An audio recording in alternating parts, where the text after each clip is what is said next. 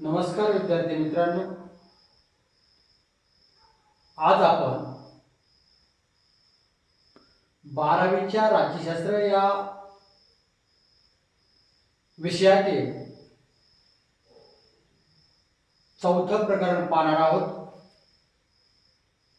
चौथ्या प्रकरणाचं आपले नाव आहे समकालीन भारत, शांतता, स्थैर्य आणि राष्ट्रीय एकात्मतेसमोर आव्हान. त्यामध्ये आपण राष्ट्रीय एकात्मता हे पाहणार आहोत. राष्ट्रीय एकात्मता किंवा एकता राखण्याचा, टिकवण्याचा आपण प्रयत्न केला पाहिजे. आपण आपल्या देशाचा जर विचार केला, भारत देशाचा जर विचार केला, तर आपला देश विविधतेने नटलेला आहे. म्हणजेच आपल्या देशामध्ये अनेक जातीचे, अनेक धर्माचे, अनेक वंशाचे, अनेक पंथाचे लोक राहतात. थोडक्यामध्ये विविधतेतून एकता किंवा एकात्मता साधण्याचा आपण नेहमी प्रयत्न करतो. आता आपण या चौथ्या प्रकरणातील भारत हा मुद्दा आपण पाहणार आहोत. तुमच्या समोर आपला देशाचा नकाशा आहे. भारत या देशाची जर पार्श्वभूमी आपण जर पाहिली तर आपल्या लक्षात असं येईल, आपल्या देशावरती इंग्रजांनी जवळजवळ 150 वर्षे साम्राज्य केलं होतं.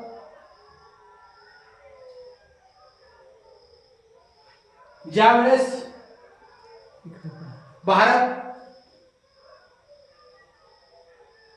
भारतामध्ये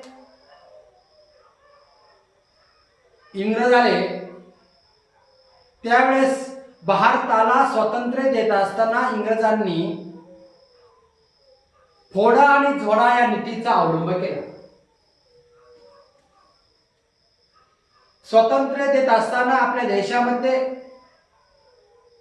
राष्ट्रीय जी काही चळवळ झाली, या चळवळीमध्ये अनेक नेत्यांनी सहभाग घेतलेला होता. त्याच्यामध्ये आपल्याला विशेषतः नाव घ्यावं लागेल ते म्हणजे महात्मा गांधी. दुसरं नाव घ्यावं लागेल ते म्हणजे लोकमान्य टिळक. आपण पाहिलं त्यावेळेस भारताला स्वातंत्र्य मिळत असताना दोन विचारप्रवाह निर्माण झाले. तर महात्मा गांधींचा विचारप्रवाह हा मवाळवादी होता, तर लोकमान्य टिळकांचा विचारप्रवाह हा जहालवादी होता.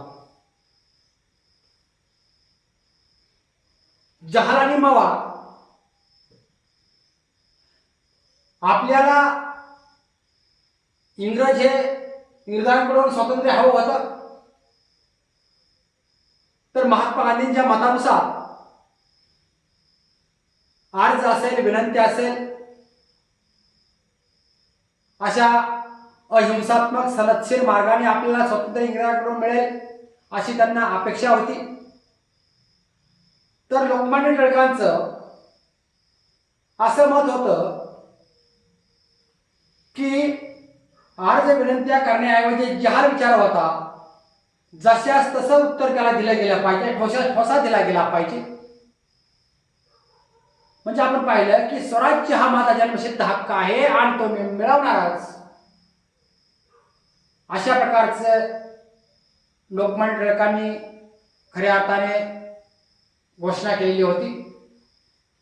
एवढंच नव्हे तर आपण पाहिलं की लोकमान्य टिळकांना आपल्या देशामध्ये कशाचे जनक म्हणून ओळखलं जातं? असंतोषाचे जनक म्हणून ओळखलं.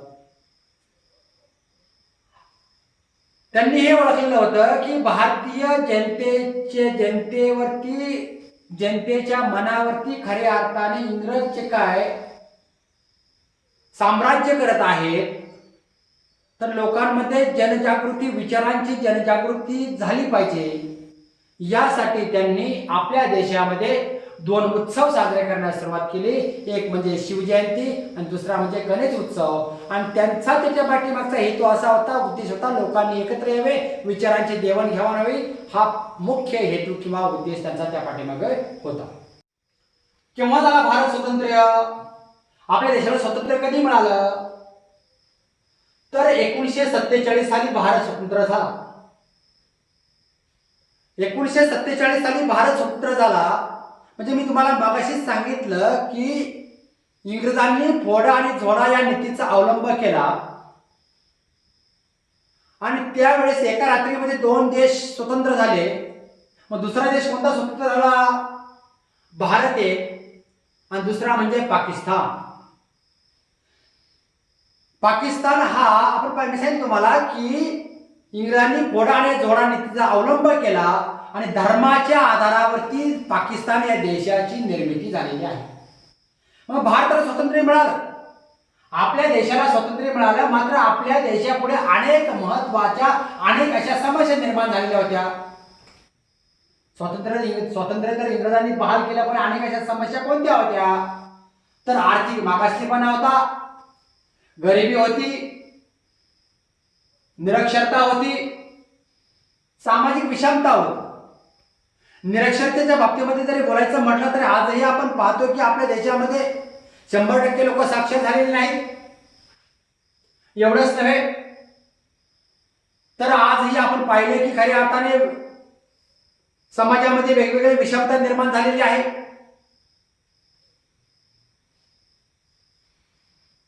विषमतेच्या बाबतीमध्ये जर बोलायचं म्हटलं तर आपण पाहिलं की निसर्गाने निर्माण केलेली विषमता, म्हणजे निसर्गाने निर्माण केलेली विषमता आपण कमी करू शकत नाही.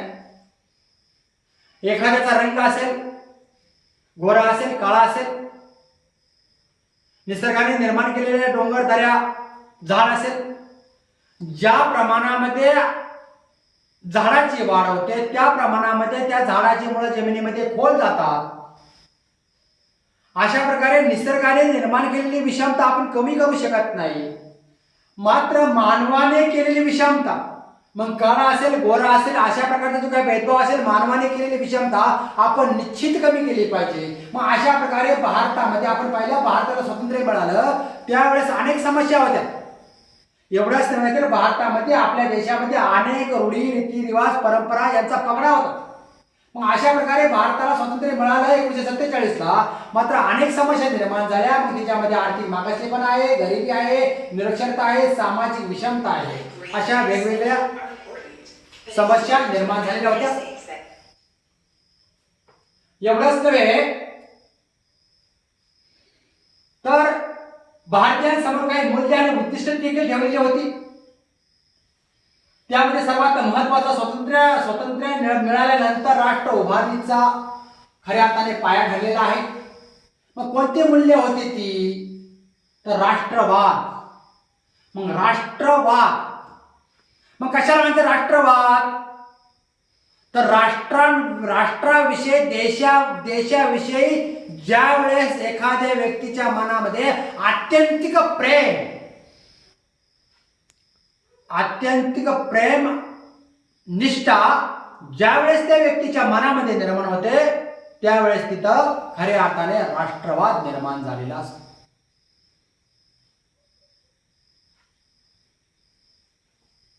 जसं मी सांगितलं तुम्हाला की लोकमान्य टिळकांनी सांगितलं स्वराज्य हा माझा जन्मसिद्ध हक्क आहे आणि तो मिळवणारच. म्हणजे त्यांच्या मनामध्ये देशाविषयी, राष्ट्राविषयी राष्ट्रवाद, अत्यंत प्रेम, अत्यंत निष्ठा निर्माण झालेली होती. त्यानंतर धर्मनिरपेक्षता. आपण पाहिलं की आपल्या भारतीय राज्यघटनेच्या सरनाम्यामध्ये धर्मनिरपेक्षता हा शब्द समाविष्ट नव्याने करण्यात आलेला आहे. म्हणजेच कोणत्याच धर्माला अवास्तव असं महत्व राहणार नाही. सर्व धर्म समभाव, प्रत्येकाला प्रत्येक धर्मानुसार आचार विचार करण्याचं स्वातंत्र्य आहे. तसेच लोकशाही. मग लोकशाहीच्या बाबतीमध्ये बोलायचं म्हटलं तुम्हाला मी सांगितलं आहे की लोकशाही आपल्या देशामध्ये संसदीय लोकशाही स्वीकारलेली आहे. लोकशाहीचे जननी म्हणून आपण इंग्लंड या देशाला ओळखतो. मग अशा प्रकारे महत्वाची काय मूल्य आहे ती म्हणजे राष्ट्रवाद, धर्मनिरपेक्षता, लोकशाही, त्याबरोबरच काही उद्दिष्ट देखील आपल्या देशासमोर ठेवलेली होती. उदाहरणार्थ आर्थिक प्रगती आणि सामाजिक परिवर्तन. आजही आपण पाहतो की आपला भारत देश आर्थिक प्रगतीच्या मार्गावर आहे. डॉक्टर बाबासाहेब आंबेडकर एका ठिकाणी असे म्हटले होते, ज्यावेळेस आपल्या देशामध्ये आर्थिक आणि सामाजिक विषमता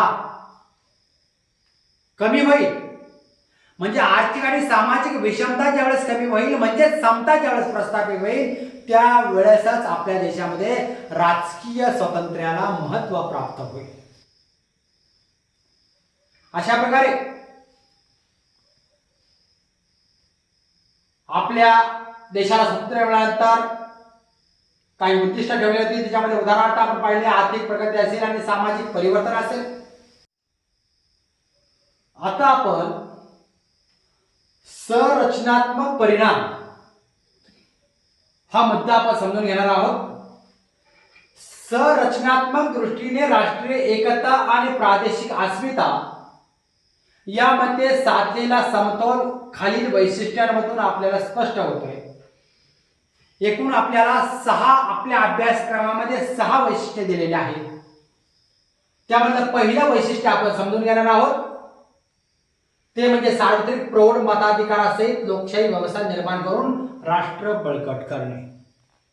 कोणतं हे पहिलं वैशिष्ट्य? सार्वत्रिक प्रौढ मताधिकारासहित लोकशाही व्यवस्था निर्माण करून राष्ट्र काय करणे? बळकट करणे.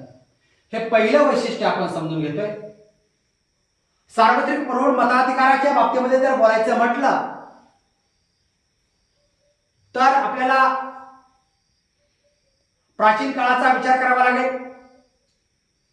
प्राचीन कालखंडामध्ये किंवा प्राचीन कालावधीमध्ये जी काही नगरराज्य होती, मग त्याच्यामध्ये उदाहरणार्थ अथेन्स असेल, स्पार्टा असेल, ही आदर्श नगरराज्य होती. या आदर्श नगरराज्यामध्ये देखील प्रत्यक्ष लोकशाही होती. मग प्रत्यक्ष लोकशाही, मग कशाला म्हणजे प्रत्यक्ष लोकशाही? तर प्रत्यक्ष लोकशाही म्हणजे लोकांनी, नागरिकांनी राज्यकारभारामध्ये प्रत्यक्ष सहभागी होणे. मग त्या कालखंडामध्ये, कालावधीमध्ये प्रत्यक्ष लोकशाही शक्य होती. का शक्य होती? तर ती नगरं छोटी होती, लहान होती, लोकसंख्या बरेच होती, लोकसंख्या कमी होती. आता ते शक्य नाही. आता लोकसंख्या भरमसाठ वाढलेली आहे प्रत्येक देशाची, प्रत्येक राष्ट्राची. त्यामुळं अप्रत्यक्ष लोकशाही आलेली आहे. सार्वत्रिक प्रौढ मताधिकाराच्या बाबतीमध्ये बोलायचं म्हटलं तर अमेरिका असेल, इंग्लंड असेल,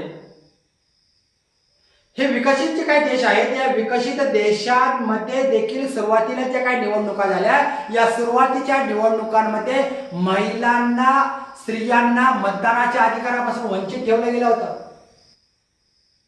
मात्र आपल्या भारत देशाने तसं केलं नाही. भारताला स्वातंत्र्य मिळाल्यानंतर जे काय लोकसभा या सभागृहाची 1952 मध्ये जी काय पहिली सभागृहाची जी काय लोकसभा या सभागृहाची निवडणूक झाली, या पहिल्या निवडणुकीपासून आपल्या देशामध्ये स्त्री आणि पुरुष यांना दोघांनाही मतदानाचा अधिकार मिळालेला आहे. मग सार्वत्रिक प्रौढ मताधिकाराच्या बाबतीमध्ये जर बोलायचं म्हटलं तर सुरुवातीला आपल्या देशामध्ये मतदानाच्या वयाची अट होती 21 वर्ष. परंतु आपल्या देशामधील सर्वात तरुण पंतप्रधान म्हणून ज्यांचं नाव घेतलं जातं ते म्हणजे आपल्या देशाचे माजी पंतप्रधान राजीव गांधी.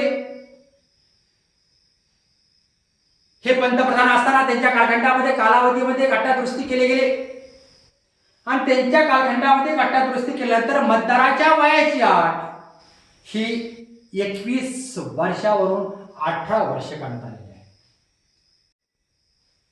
दुसरं वैशिष्ट्य आपल्याला पाहिजे ते म्हणजे राज्यघटनेने प्रबल असे केंद्र शासनासहित संघराज्य ही व्यवस्था स्वीकारलेली आहे. मग संघराज्य म्हणजे असे राज्य की जेथे संपूर्ण देशाचे छोटे छोटे विभाग पाडले जातात. जेव्हा देश आकाराने खूप मोठा असतो तेव्हा संघराज्य निर्माण करण्याची गरज निर्माण होते. भारत हा केवळ आकाराने मोठा आहे असे नाही, तर भारतामध्ये भाषा, प्रदेश, धर्म, जाती इत्यादी बाबतीमध्ये विभिन्नता आपल्याला दिसून येते. मग संघराज्य निर्मितीच्या दोन पद्धती आहेत. या संघराज्य निर्मितीच्या दोन पद्धती पाहत असताना ते समजून घेत असताना त्याच्या अगोदर आपल्याला प्रबल असं केंद्र शासन आहे. मग त्याच्यामध्ये सत्ता विभागणी पाहावा लागेल. सत्ता विभागणी म्हणजे सत्तेची वाटणी. आपल्या भारतीय राज्यघटनेमध्ये सत्तेची वाटणी केलेली आहे, सत्तेची विभागणी केलेली आहे. मग सत्तेची वाटणी किंवा सत्तेची विभागणी हे आपल्या भारतीय राज्यघटनेचं महत्त्वाचं वैशिष्ट्य आहे. मग सत्ता विभागणी ही 3 सूचीमध्ये झालेली आहे. सूची म्हणजे विषय. सूची म्हणजे काय? विषय. मग 3 सूच्या कोणत्या?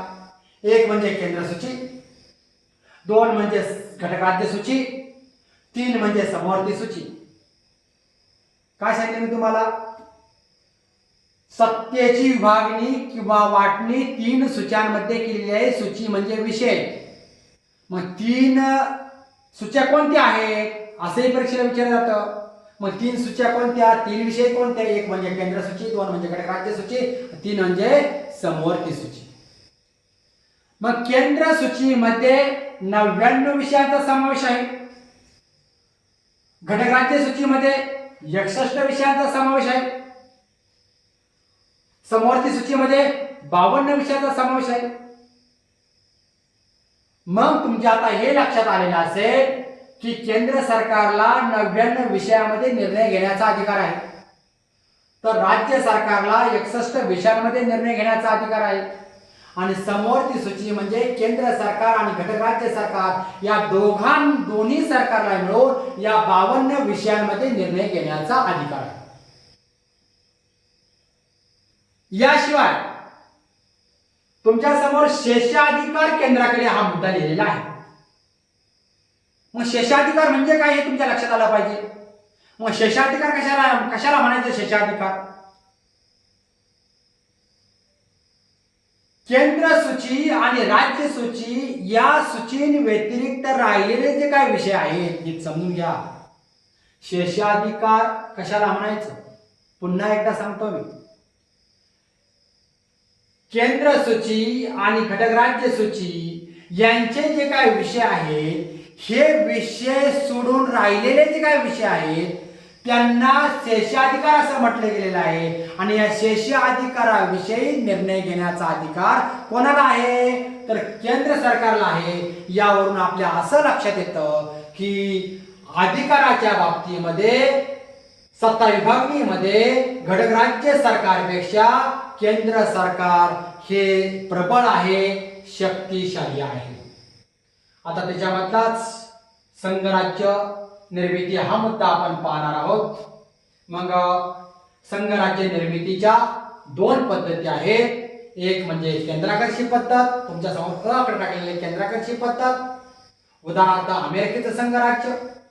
दुसरं आहे ते म्हणजे केंद्रोत्सारी पद्धत, उदाहरणार्थ भारताचे संघराज्य. मग केंद्राकर्षी जेव्हा घटकराज्य स्वतंत्रपणे अस्तित्वात असतात, पुन्हा सांगतो मी केंद्राकर्षीची माहिती. जेव्हा घटकराज्य स्वतंत्रपणे अस्तित्वात असतात आणि संरक्षणासाठी किंवा अन्य कारणामुळे त्यांना एकत्र येण्याची गरज निर्माण होते, तेव्हा जे संघराज्य निर्माण होतं ते संघराज्य म्हणजे केंद्राकर्षी संघराज्य होय. उदाहरणार्थ अमेरिकेचे संघराज्य. दुसरा मुद्दा त्याच्यामधला आपण ब आकडा समजून घेतोय तो म्हणजे केंद्रोत्साही. जर आधी केंद्र सरकार अस्तित्वात आलेले असेल आणि कोणत्याही कारणाने देशाचे निरनिराळे विभाग पाडले व त्यांना अधिकार दिले गेले तर त्याला केंद्रोत्साही संघराज्य असे म्हणतात. उदाहरणार्थ भारताचे संघराज्य. तिसरं वैशिष्ट्य आपण पाहणार आहोत. भारतात भाषावार प्रांतरचना करण्यात आली. 50वे जे काही दशक होतं या 50व्या दशकामध्ये भाषावार प्रांतरचना करण्यात आली. आपण पाहिलं आहे तुमच्या समोर जे काही छायाचित्र तुम्हाला दिसतंय ते म्हणजे डॉक्टर बाबासाहेब आंबेडकर यांना काय म्हटलं जातं? भारतीय राज्यघटनेचे शिल्पकार. का म्हटलं जातं त्यांना भारतीय राज्यघटनेचे शिल्पकार? का म्हटलं जातं भारतीय राज्यघटनेचे शिल्पकार? सांगताय मला कोणी? सांगू शकाल मला कोणी भारतीय राज्यघटनेचे शिल्पकार डॉक्टर बाबासाहेब आंबेडकर यांना का म्हटलं जातं? घटना समितीचे अध्यक्ष कोण होते? डॉक्टर राजेंद्र प्रसाद. ज्यावेळेस आपल्या देशाची राज्यघटना तयार झाली, घटना समितीच्या सभेमध्ये घटना समितीचे अध्यक्ष डॉक्टर राजेंद्र प्रसाद यांनी मसुदा समितीचे अध्यक्ष डॉक्टर बाबासाहेब आंबेडकर यांनी जे काय आपली राज्यघटना तयार करण्यासाठी जे काय कष्ट घेतलेले आहेत, राज्यघटना जे काय तयार केलेली आहे ते त्यांच्या कामाचा गौरव उल्लेख हा घटना समितीचे अध्यक्ष यांनी केल्यामुळे त्यांना म्हणजेच डॉक्टर बाबासाहेब आंबेडकर यांना भारतीय राज्यघटनेचे शिल्पकार असे म्हटले जाते. मग आपण पाहिलंय की भाषावार प्रांतरचना करत असताना आपण पाहिलंय की भारताची राज्यघटना एका दिवसामध्ये तयार झाली नाही. तर मसुदा समितीचे अध्यक्ष डॉक्टर बाबासाहेब आंबेडकर आणि त्याचे काही शिष्टमंडळ होतं यांनी अनेक देशामध्ये भटकंती केली, भ्रमंती केली. आयर्लंडला गेले, अमेरिकेला गेले, इंग्लंडला गेले, ऑस्ट्रेलियाला गेले, अनेक देशामध्ये फिरले. जवळजवळ आपली राज्यघटना तयार होण्यासाठी 2.5 वर्षाचा कालखंड लागला. आणि त्या देशांमध्ये ते गेल्यानंतर त्या देशांचा तिथला राज्यघटनेचा त्यांनी अभ्यास केला. जे योग्य असेल त्याचा आपल्या राज्यघटनेमध्ये स्वीकार केला. अशा प्रकारे आपल्या भारतीय राज्यघटनेमध्ये 395 कलमे आणि 9 परिशिष्ट आहेत. जगामध्ये ज्या काही लिखित राज्यघटना आहेत त्या लिखित राज्यघटनामध्ये सर्वात मोठी राज्यघटना म्हणून लिखित राज्यघटना म्हणून भारताच्या राज्यघटनेकडे पाहिलं जातं. मग अशा प्रकारे 50वे जे काही दशक आहे या 50व्या दशकामध्ये भाषावार प्रांतरचना करण्यात आलेले. उदाहरणार्थ महाराष्ट्रामध्ये महाराष्ट्र घटक राज्यामध्ये मराठी भाषा बोलली जाते, गुजरात या घटक राज्यामध्ये गुजराती भाषा बोलली जाते, पंजाब या घटक राज्यामध्ये पंजाबी भाषा बोलली जाते. अशा प्रकारे भाषावार प्रांतरचना करण्यात आलेली आहे. विद्यार्थी मित्रांनो, आपण चौथं वैशिष्ट्य पाहतोय. प्रशासकीय पातळीवर भारतीय प्रशासकीय सेवा अस्तित्वात आलेली आहे. मग त्याच्या समोर तुमच्या समोर मी UPSC, union public service commission, तसंच राज्य स्तरावर राज्य प्रशासकीय सेवा एमपीएससी. मग अशा प्रकारे यूपीएससी मार्फत आपल्या देशामध्ये आयएएस IPS, IFS, IRS अशा प्रकारे सनदी अधिकाऱ्यांची नेमणूक केली जाते. तसेच MPSC मार्फत उपजिल्हाधिकारी असतील, तहसीलदार असतील, तालुका कृषी अधिकारी असतील, वन अधिकारी असतील, या अधिकाऱ्यांची नेमणूक केली जाते. ज्या देशाचा, ज्या राष्ट्राचा आपण पाहिलंय की डॉक्टर APJ अब्दुल कलाम यांचं एक स्वप्न होतं. त्यांनी एक ठिकाणी म्हटलं होतं की माझा भारत देश हा 20 ते 20 साली तरुणांचा देश असेल. ज्या देशाचा, ज्या राष्ट्राचा विकास झपाट्याने व्हायचा असेल तर त्या देशामधील, त्या राष्ट्रामधील तरुण हे जिज्ञासू असले पाहिजे, संशोधक वृत्तीचे असले पाहिजे. एवढंच नव्हे तर अभ्यासू असले पाहिजे. याशिवाय त्यांच्या मनामध्ये राष्ट्रनिष्ठा असली पाहिजे. तर त्या देशाचा, राष्ट्राचा विकास हा झपाट्याने होतो. अशा प्रकारे आपण पाहतोय की प्रशासकीय पातळीवरती प्रशासनाचा कारभार पाहण्यासाठी भारतीय प्रशासन सेवा आणि राज्य पातळीवरती राज्य प्रशासकीय सेवा अस्तित्वात आलेल्या आहेत. पाचवं वैशिष्ट्य आपण पाहणार आहोत ते म्हणजे 1961 साली राष्ट्रीय एकात्मता परिषद घेण्यात आलेली आहे. त्यामध्ये जमातवाद, जातीवाद, प्रादेशिकवाद, भाषावाद यासारख्या ज्या काही संकुचित प्रवृत्ती आहे, या संकुचित प्रवृत्तीशी लढण्यासाठी मार्ग शोधून देशाला प्रगतीच्या वाटेवर चालण्यासाठी तयार करण्यावर विचार झालेला आहे राष्ट्रीय एकात्मता परिषदेमध्ये. कधी? 1961. आपण पाहिले की मी सांगितले तुम्हाला की आपल्या देशामध्ये विविधता आहे. विविधतेतून आपल्याला एकता किंवा एकात्मता साधायची आहे. तरी देखील उदाहरण जर द्यायचं म्हटलं तर आपण पाहिले की आपल्या देशामध्ये नदीच्या पाण्याच्या वाटपावरून वाद निर्माण झालेला आहे. एवढंच नव्हे तर घटक राज्याच्या सीमेवरून वाद निर्माण झालेला आहे. याशिवाय आपण जर आता उदाहरण जर घेतला तर महाराष्ट्र आणि कर्नाटक यांच्यामध्ये देखील काही जी काय गावं आहे, कर्नाटक आणि महाराष्ट्राच्या सीमेवरील त्यांच्यावरून वाद या दोन घटक राज्यामध्ये निर्माण झालेला आहे. म्हणजे प्रादेशिक वाद निर्माण झालेले आहेत घटक राज्यामध्ये एक वेगवेगळे. एवढंच नव्हे तर नदीच्या पाण्याच्या वाटपावरून वाद निर्माण झालेले आहेत.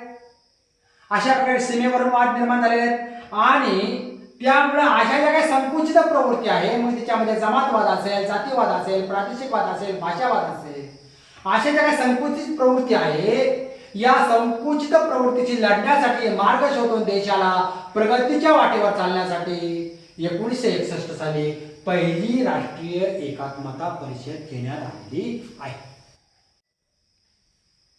शेवटचं वैशिष्ट्य आपण 6वं वैशिष्ट्य पाहतोय. भारतीय संविधानामध्ये भारतीयांसाठी काही मूलभूत कर्तव्यांचा समावेश करण्यात आलेला आहे.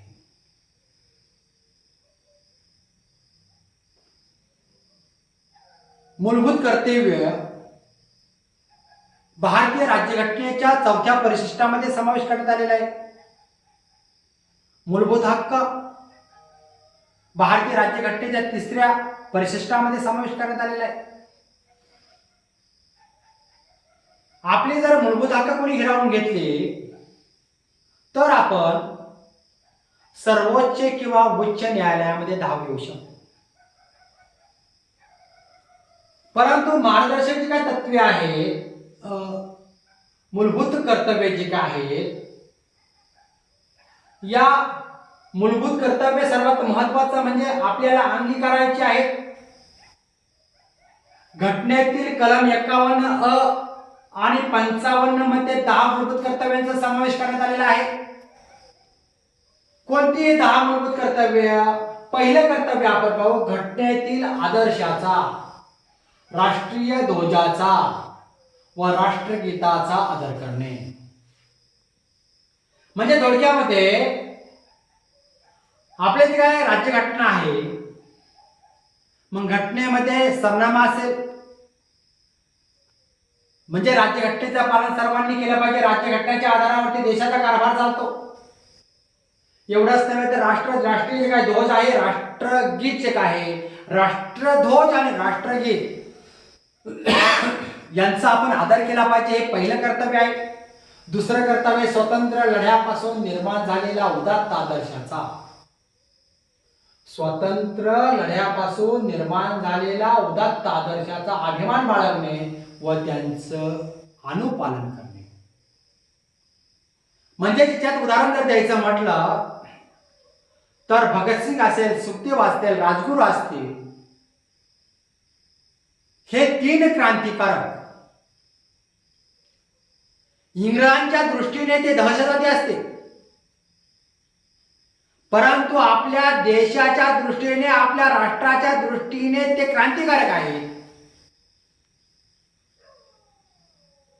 हे तिघही जण आपल्या देशाला स्वातंत्र्य मिळावं यासाठी ते हसत हसत फासावरती गेलेले आहेत.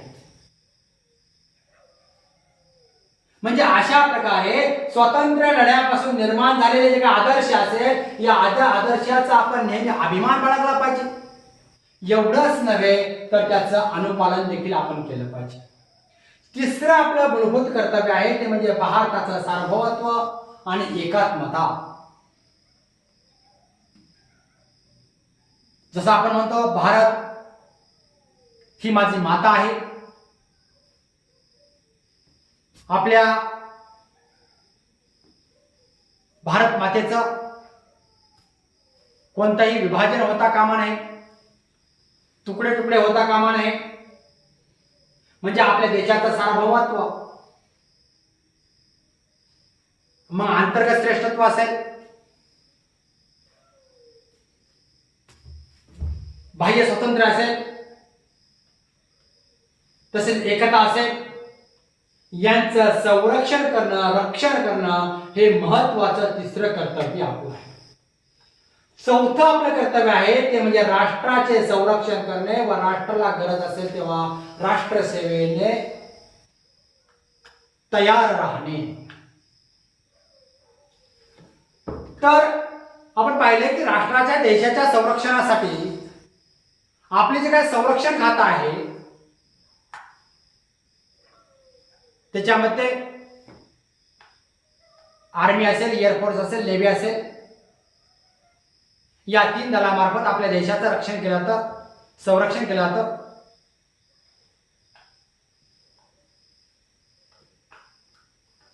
तर भारत चीन असेल, भारत पाकिस्तान असेल, आपण पाहिलं की आतापर्यंत पाकिस्तानने आपल्यावरती अनेक वेळा आक्रमण केले. अलीकडच्या काळामध्ये 1999 मध्ये जे काही कारगिलचं युद्ध झालं, मग त्याच्यामध्ये आपण पाहिलं की आपल्या भारतीय सैनिकांनी जीवाची कोणतीही पर्वा न करता देशाचं संरक्षण करण्यासाठी हुतात्मे पत्करलेले आहे. मग अशा प्रकारे राष्ट्राचं संरक्षण करण्यासाठी आणि देशाला ज्यावेळेस गरज असेल तेव्हा राष्ट्रसेवेसाठी आपण देखील खऱ्या अर्थाने काय असलं पाहिजे, सेवेसाठी तत्पर असलं पाहिजे, तयार असलं पाहिजे. त्यानंतर 5वं कर्तव्य आहे ते म्हणजे सर्व भारतीयांमध्ये एकात्मता आणि बंधुभाव. आपण पाहतोय की खऱ्या अर्थाने सर्वांनी आपल्या देशामध्ये अनेक जातीचे, अनेक धर्माचे, अनेक वंशाचे, अनेक पंथाचे लोक राहतात. मग याच्यामध्ये आपण पाहिलं तर आपल्या संस्कृतीचा जर विचार केला, सांस्कृतिक वारशाचा जर विचार केला तर प्रत्येकाला प्रत्येकाच्या धर्मानुसार आचार विचार सण साजरे करण्यास, उत्साह साजरा करण्यास आपल्या राज्यघटनेने संधी दिलेली आहे, परवानगी दिलेली आहे. मग त्यांच्यामध्ये एकमेकांमध्ये गुण्या गोविंदाने मिसळून उत्साह वाढवला पाहिजे। मग अशा प्रकारे सर्व भारतीयांनी एकात्मता आणि बंधुभाव निर्माण केला पाहिजे। पुढचं वैशिष्ट्य जंगल असेल, पर्यावरणामध्ये कशाचा समावेश होतो? जंगल असेल, सरोवर असेल, नदी असेल, तळे असेल, वन्य प्राणी असेल, यासारख्या निसर्गातून मिळणाऱ्या ज्या काही देणगी आहेत या सर्वांचं आपण रक्षण केलं पाहिजे। म्हणजे थोडक्यामध्ये आपण पाहतो की निसर्गामधून म्हणजे पर्यावरणाचं रक्षण करणे, संरक्षण करणे। आज आपण पाहतोय की आज खऱ्या अर्थाने मोठ्या प्रमाणामध्ये समुद्राची पाण्याची पातळी वाढते, तापमान मोठ्या प्रमाणामध्ये जगामध्ये वाढते। एवढंच नव्हे तर चक्रीवादळ मोठ्या प्रमाणामध्ये निर्माण होतात, भूकंप मोठ्या प्रमाणामध्ये निर्माण होतात। मग याला सर्वात महत्वाचं कारणीभूत आहे तो म्हणजे मानव कारणीभूत आहे। मग अशा प्रकारे खऱ्या अर्थाने आपलं महत्वाचं कर्तव्य आहे ते म्हणजे जंगल असेल, सरोवर असेल, नदी असेल, तळे असेल, वन्य प्राणी असेल, या नैसर्गिक जे काही देणगी आहे या नैसर्गिक देणग्यांचं आपण काय केलं पाहिजे? संरक्षण केलं पाहिजे। आपण पाहिले की आपल्याकडे खऱ्या अर्थाने वाघाची जी काही संख्या आहे ही खऱ्या अर्थाने घटत चाललेली आहे, कमी होत चाललेली आहे। एवढंच नव्हे तर वाघ खऱ्या अर्थाने जिथं मानवाची वस्ती आहे तिथपर्यंत ते यायला लागलेले आहेत। म्हणजे निसर्गावरती मानव आक्रमण करत आहे आणि हा एक खऱ्या अर्थाने एक धोका आहे। मग अशा प्रकारे हे 6व्या जे काय कर्तव्य आहे ते आपण पाळलं पाहिजे। त्यानंतर 7वं कर्तव्य आपली जी काय संस्कृती आहे या संस्कृतीचा वारसा आपण जतन केला पाहिजे। जगामध्ये जर विचार केला तर आपल्या आशिया खंडामध्ये भारताची जी काय संस्कृती आहे, मग आपल्या देशामध्ये संस्कृती अतिशय उत्कृष्ट आहे। मग या देशाची जी काय संस्कृती आहे म्हणजे आपण जर पाहिलं तर प्राचीन कालखंडामध्ये कालावधीमध्ये आपल्या देशामध्ये तक्षशिला आणि नालंदा यासारखे विद्यापीठ होते। या विद्यापीठामध्ये त्या कालखंडामध्ये कालावधीमध्ये चीन सारख्या दुसऱ्या देशामध्ये विद्यार्थी येऊन शिक्षण त्यांनी घेतलं। इथं आल्यानंतर त्यांनी इथल्या संस्कृतीचा वारसा त्यांच्या देशामध्ये नेला। म्हणजेच आपल्या देशाची काय संस्कृती आहे या संस्कृती वैभवशाली संस्कृती आहे आणि या वैभवशाली संस्कृतीचं आपण जतन केलं पाहिजे, हे महत्वाचं कर्तव्य आपलं आहे। त्यानंतर पुढचं 8वं आपलं मूलभूत कर्तव्य आहे शास्त्रीय दृष्टिकोन असेल, मानवता असेल, अभ्यास वृत्ती असेल, याच्यामध्ये वाढ झाली पाहिजे। म्हणजे थोडक्यामध्ये संशोधक वृत्ती, जिज्ञासू वृत्ती, एवढंच नव्हे तर अभ्यास वृत्ती हे खऱ्या अर्थाने तरुणांमध्ये, लोकांमध्ये एक प्रकारची निर्माण झाली पाहिजे। तर देशाचा, राष्ट्राचा खऱ्या अर्थाने विकास हा झपाट्याने होणार आहे। अशा प्रकारे हे आपलं 8वं कर्तव्य आहे। त्यानंतर 9वं महत्वाचं कर्तव्य आहे ते म्हणजे सार्वजनिक मालमत्तेचं संरक्षण करणे। आपण पाहतो की ज्यावेळेस एखादी कुठेतरी एखाद्या भागामध्ये ज्यावेळेस दंगल निर्माण होते त्यावेळेस जो जमाव निर्माण झालेला असतो, लोकांचा जो काय समूह निर्माण झालेला असतो, गट लोकांचा जो काय निर्माण झालेला असतो, मग त्या अशा प्रकारे या गटाने कोणतंही हिंसक वळण न लागता आपण पाहिलं की अनेक वेळा आपल्या याच्यामध्ये देशामध्ये जम्मू काश्मीरची समस्या असेल, मग याच्यामध्ये अनेक वेळा आपण पाहतो की तिथं बसवरती दगडफेक केली जाते। एवढंच नव्हे तर रेल्वे स्टँड आहे या रेल्वेच्या डब्यावरती दगडफेक केली जाते। म्हणजे अशा प्रकारे खऱ्या अर्थाने सार्वजनिक जी मालमत्ता आहे या सार्वजनिक मालमत्ता म्हणजे ती आपलीच मालमत्ता समजून आपण त्या मालमत्तेचं संरक्षण किंवा रक्षण केलं पाहिजे। आणि शेवटचं कर्तव्य आहे ते म्हणजे व्यक्तिगत आणि सार्वजनिक अशा प्रत्येक क्षेत्रामध्ये उत्कृष्टतेने वाटचाल केली पाहिजे। म्हणजेच त्याच्यामध्ये जर बोलायचं म्हटलं तर सचिन तेंडुलकरचं आपल्याला नाव घ्यावं लागेल वैयक्तिक कामामध्ये, मग त्याच्यामध्ये ते खेळाच्या बाबतीमध्ये असेल महेंद्रसिंग धोनी असेल, एवढंच नव्हे तर युवराज सिंग असेल, असे अनेक असे वैयक्तिक क्षेत्रामध्ये, याशिवाय सार्वजनिक अशा क्षेत्रामध्ये त्याच्यामध्ये अनेक असे संशोधक असतील, अनेक असे सामाजिक कार्यकर्ते असतील। म्हणजे अशा प्रकारे चांगलं काम आणि व्यक्तिगत आणि सार्वजनिक अशा प्रत्येक क्षेत्रामध्ये उत्कृष्टतेने वाटचाल प्रत्येक व्यक्तीने केली पाहिजे. हे महत्वाची 10 कर्तव्य आपण मूलभूत कर्तव्यांमध्ये समावेश केलेला आहे. धन्यवाद.